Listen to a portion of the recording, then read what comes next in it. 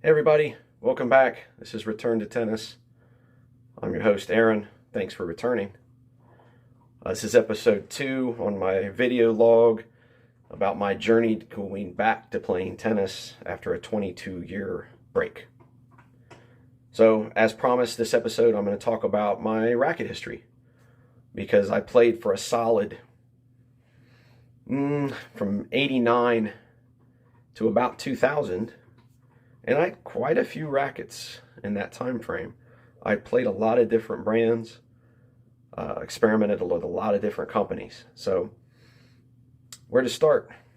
Freshman year high school, first racket I ever owned. Got it for Christmas. My father got it for me for Christmas. He knew I was going to play tennis. I told him I'm going to go out. I'm going to try this sport. I'm going to try to be on the team. It was a Pro Kenix off the shelf. Pre-strung, probably about a $20 racket. That's what I played my entire freshman year with. I had another Pro Kenix around that time as well that I'd gotten. It was a little bit more expensive, looked a little fancier. It was about a $25 racket, $30 racket. Again, off the shelf, pre-strung. That's what I started with. I played all of my freshman year with that. Played a good portion all through summer.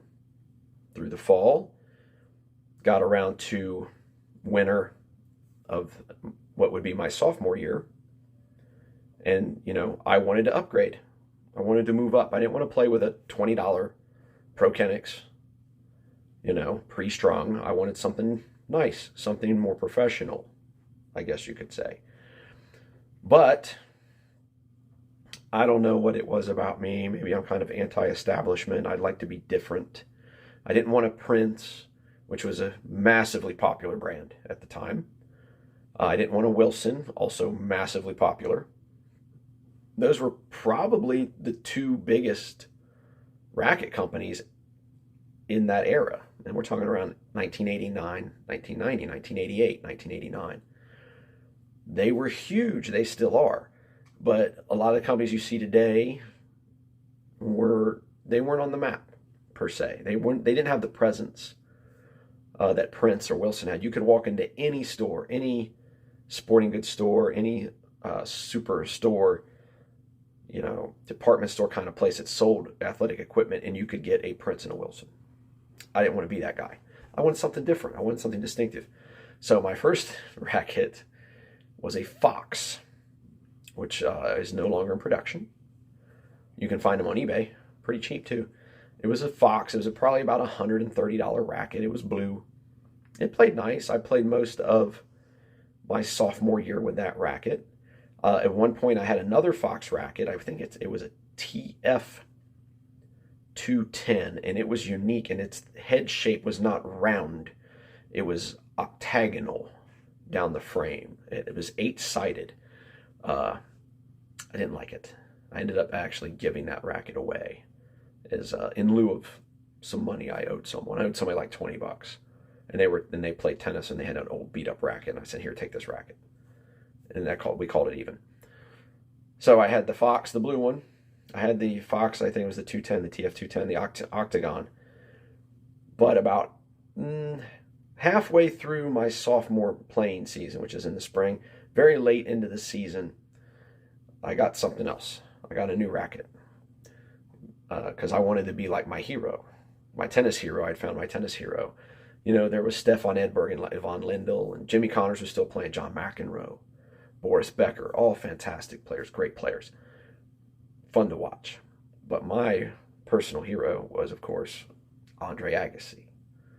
And I got my hands on a Andre Agassi Pro 1 OS, the blue and yellow. And I loved that racket. I loved it. It was fantastic. It was a stiffer frame. Of course, anything that I got was better than what I'd been playing with. It was a much stiffer frame. It was an oversized head, so I had more space. It was easier to hit the ball, but I could really drive with that racket. And I really enjoyed that racket, and I played a lot with it. Played through the rest of the summer of that year with it. I experimented with other rackets along the way. At one point in that sophomore, junior, probably the fall of my junior year, I tried out a Slazenger. That was the Endorsed racket from Gabriele Sabatini. Great racket. I loved it. It played really well. The problem is I had the same problem with the Slazenger that other members of my team had that played with Slazengers. Within a couple of months, the frame cracked. The racket was done. I had to get rid of it. I mean, it didn't take it much time. I at one time had the Yanux racket that was endorsed by Monica Seles. That was a great racket too. I really like it. It was a little wider bodied, hit the ball well, easier to produce spin with that racket than I was used to. It was great. I loved it. But I always found myself going back to the Pro 1, the Dane racket. And that's predominantly what I played with through most of my junior year. Between my junior and senior year, I tried some other rackets. Dane came out with another racket that was the Andre Agassi Endorsed racket, and it was kind of tube-shaped. It was orange and gray, but it was tubular in its frame mold. I didn't like it. I tried it out. I ended up getting rid of it. I tried a Wilson hammer. That's when the Hammer series started, right around there, right around 1991. The Wilson hammer, it was a wide body frame again. It was blue. I can't remember which model it was. Way too much power. I could not get that racket under control. Just way too much power. I had tried another Dane product. It was not a Pro 1. It was a smaller head. It was I think it was a 95. But it had this little deal with it where you could pop the cap off. Or actually, you didn't pop the cap off. You actually unscrewed the centerpiece of the cap. It was a weighted handle. And you could change the weight of the handle. It came with 3 weights in a little bag. And you could actually change out the weight of the handle to what you wanted it to be. It was okay. It was not a bad racket. It still didn't trump my Pro 1. So after all those other experiments with rackets, I finally decided on getting a Pro 1, another Dane Pro 1. I just got it in the orange and gray, which was the new color scheme that Andre was playing with. As a matter of fact, I still have it to this day. Dane Pro 1, oversized, heavy racket by today's standards. I think I read that this spec'd out at like 340 grams, which is really heavy. By today's standards, it's an extremely heavy racket. What's great about this racket, and not just that I loved this racket when I was playing and how well I could hit the ball with it, but on top of it, give me a second here, I was able to get the cover autographed by the man himself. Not Andre Agassi, unfortunately. That would have been great. But I did get it from legendary Jimmy Connors. I was at a clinic out in New Albany, Ohio at the country club there. I had gotten a ticket. And he was teaching the clinic, and I got to hit balls with Jimmy Connors a little bit, and I got him to autograph my cover. So, I'm never going to get rid of that racket. I love that racket. It'll never go. So I played with that through my senior year. Some point after my senior year, I tried, there was a new brand on the market. I'm all about trying the new guys, not the standard old guard. I wanted to see what the new guys have got to offer, and it was Fisher. It wasn't a bad racket. It was a nice racket. It played all right. Just could not find anything that I liked better than my Pro 1. Fisher is gone. I think they're now Pacific, is what I heard. The brand is Pacific, but originally they were Fisher. So they had a short stint. They were okay. Getting into college, still playing with the Pro 1.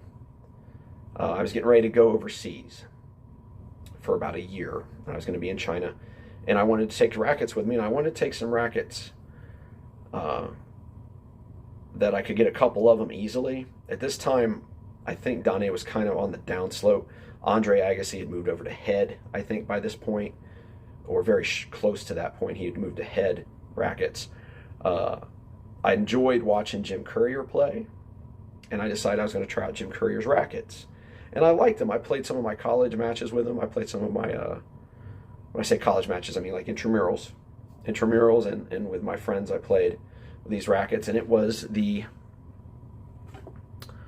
Wilson Tour Classic Pro Staff 6.6 super stiff racket. Stars and Stripes edition. Super stiff. I like the racket. It was stiff. It's a 95 square inch head. Solid racket. Hit really well. I had 2 of these. I actually, oh, yeah, it says trade in on it. I actually sent these to Tennis Warehouse to be evaluated by their vintage specialist on trading them in for some more modern equipment because the technology's changed quite a bit. They sent them back. Not worth anything for trade. So if anybody's out there and you're looking for a couple of these, I've got 2 of them. And they're in pretty good shape, actually. They're in really good condition. Very little chipping. They need regripped. It's the only thing I can say. But if you're interested, drop me a line, send me a message. Let me know what you think. So I played with those for a few years. Came back to the States. Was desperate to get out of college. I mean, I wanted out. I wanted to be done and out. So I doubled up my course load at the university so I could finish. Didn't play tennis at all. Graduated, moved to South Korea. The reason I did that is I wanted to pay off my school loans. I could get a job teaching over there and paid pretty good money. And I didn't have to worry about expenses like car insurance or the car in general or rent. They covered all of that. So I moved over there. I was there for 4 years. I played, first 2 years I was there, I played. There was a court, right? And it worked out nice. There was a court right next to where I worked. Private court. You could pay a monthly fee to be a member on the court. You come in on the weekends, and they'd all play. The only problem was I didn't have a racket. So I went down to the sports district of the city where they have like some of the stadiums and a lot of sporting goods stores, and I started hunting around for a racket. And I found in a shop hanging on the shelf my next racket. I was really excited when I found it because I'd always been curious about this racket and this brand, but it wasn't a brand that was readily available in the US. You could only order it. None of the clubs carried it. So you could never just go in and look at it. And it was the Astuza Power Beam, the racket endorsed by Boris Becker. 92 square inch head, very small head. But it plays so well. Very solid racket. I could really bang the ball with this thing. But it was a great racket. I got this there. I enjoyed this a lot. I would dare say I liked this one as much as my Pro 1, even though it was a much smaller head size. But that was in 2000. That was the last year that I hit a ball, like competitively in any sense. Like every once in a while, many, many years later, I'd go out and just try to hit serves. But I didn't have anybody to play with. So as I talked about in episode 1, I'm going back to the sport after 22 years, and I want to be able to play because my son's going to start playing, and it'd be nice to take him out on the court and do drills with him and hit balls with him and help him improve. But I got to be able to hit a ball myself. So I started researching rackets because the technology's changed, and something I noticed right away is that some of the companies I liked to play with are gone. Dane is no longer in the U.S. market, and I've read some very bad things about their customer service. I was hesitant to even try to get a Dane racket. Astuza is gone. They don't make rackets anymore. They don't exist. So what do I do? Okay, well, I'll go into the local sporting goods store and see what's on the shelf. Not necessarily to buy, but to get an idea of what's out there. So I walk in and I notice the landscape has changed a little bit. There's Wilson. Still hanging in there strong. Big player, major player. But now I see head rackets on the racks, which I never used to see. I see Yanux on some of these sporting goods stores' shelves. I never used to see. I mean, these were brands that were around when I was a player, when I was young. I recognize them. But they weren't that accessible when I was a player. You usually had to order them or go into a pro shop at a club to score those kinds of rackets. But there was a new player in the market, a guy that I had not seen, or at least I hadn't seen making rackets, and that was Babolat. I remember Babolat making strings, never rackets. And it seems that their rackets have a really strong presence. A lot of big-name players play. Rafa plays with a Babolat. Andy Murray played with a Babolat. Was it Andy Murray? I think it was Andy Murray. In any case. Okay, well, this is a new guy on the block. Not so new to me. I guess they've been around about 15 years plus. I'm going to try a Babolat. So the first racket I got my hands on was a Babolat Pure Drive. Huge mistake. I could not get this racket under control to save my life. I'm hitting balls over the fence. And albeit I give myself, a little leeway here. It's been 22 years, but I shouldn't, I should be able to rein the racket in a little bit. And I can't do anything with this racket. I hated it. I'm not saying it's a bad product. It's just not the racket for me. Just as I would say that, like, I don't like Wilson and Prince products predominantly. They're not bad products. They make some great products. They're just not the racket for me. So I sent the Bobble-Lot back. I had gotten it through Tennis Warehouse. I sent it back to him. I talked to one of their consultants on the phone. I said, hey, I couldn't get this under control. It's too much power. I'm generating most of my own power. I started watching a lot of player reviews, play tests, from guys like Tennis Nerd, who has a channel on YouTube. These are all guys that I saw on YouTube, and they have great channels. If you're interested in reviews of tennis products, you should really go check these guys out, see if they have it. Tennis Warehouse has a great channel for product reviews, including strings. Tennis Spin, I've watched a lot of his videos. He reviews all kinds of stuff, and he reviews a lot of products that aren't as mainstream, like the Solinco Diadem, which I'll get to in a moment, Artegno, Heisel, a lot of racket companies maybe you haven't heard of. He's reviewed some of them, and so it's nice to see these smaller companies trying to make their way in the industry, get some kind of market share here. Another one I watched was Essential Tennis. Tennis with Andy was a huge thing. For me, I watched several of his videos. He was very helpful, a lot of information for me. But there were so many racket reviews out there that I honed in on a couple that I thought were better for me as far as control. And one of the rackets, I've chose 2 rackets to try that I'm keeping, and I'm enjoying both of them. This is where I'm at now.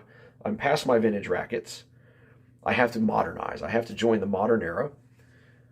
One of the rackets that I got was very highly reviewed. Everyone that reviewed the racket had nothing bad to say about it. They absolutely loved it. And it is the Technofiber TF4305, 305 gram. I just hit with this the other day. Still trying to rein some things in, but man, does this thing hit smooth.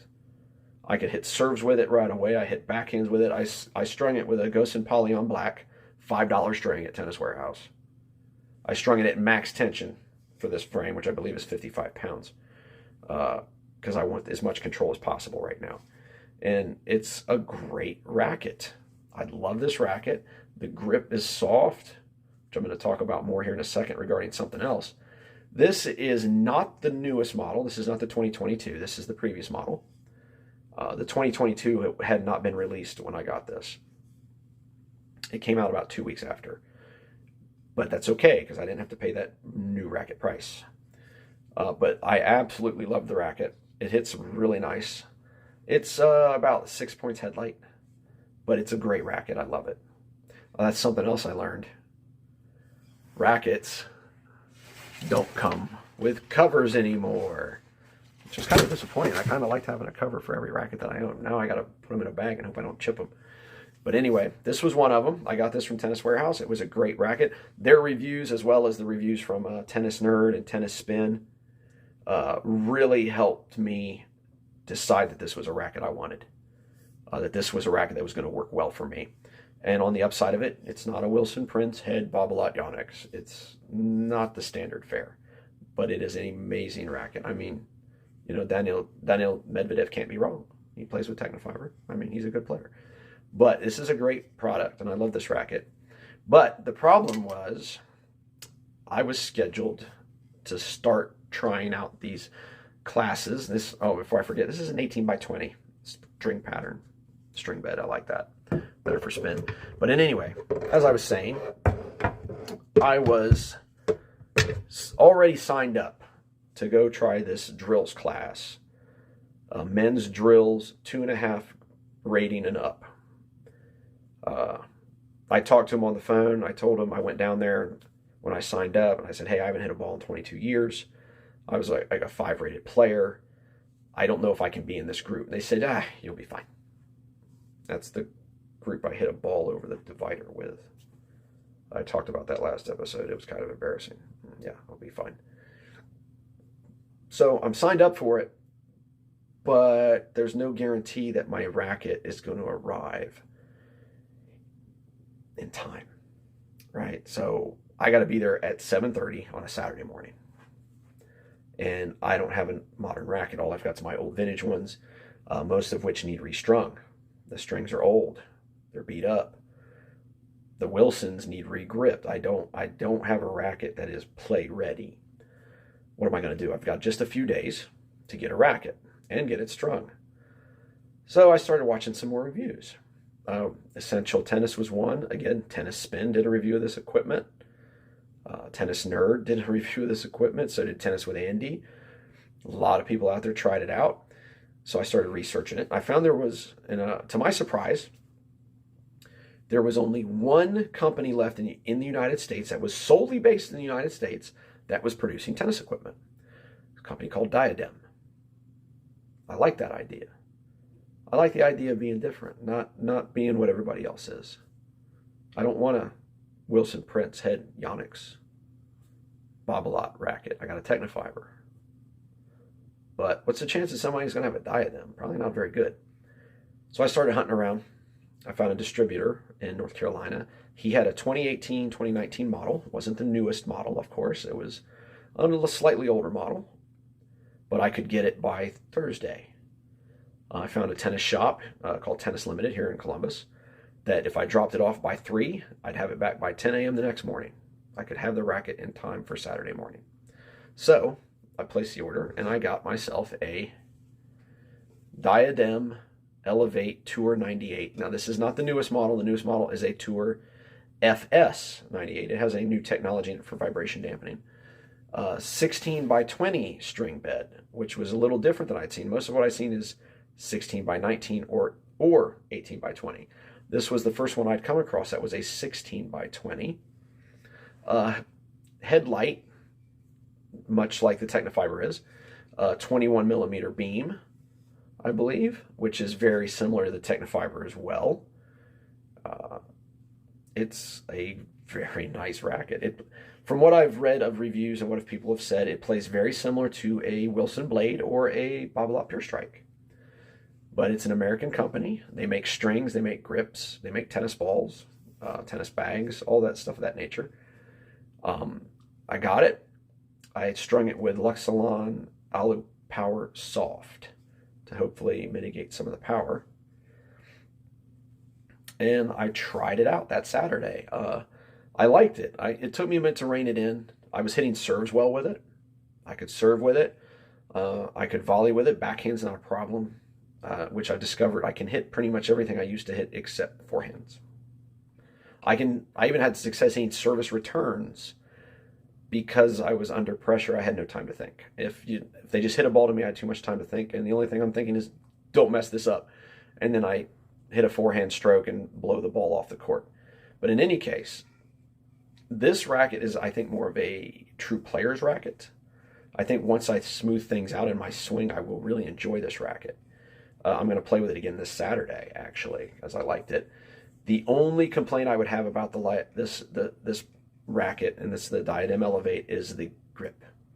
It is a thin leather synthetic hybrid, and my palms are kind of soft because I haven't played in 20 plus years, and I started to get a rawness on the palm of my hand from this grip. I did not have that problem with the Technofiber. It has a softer grip. The Diadem grip is a little stiffer, just the feel to it.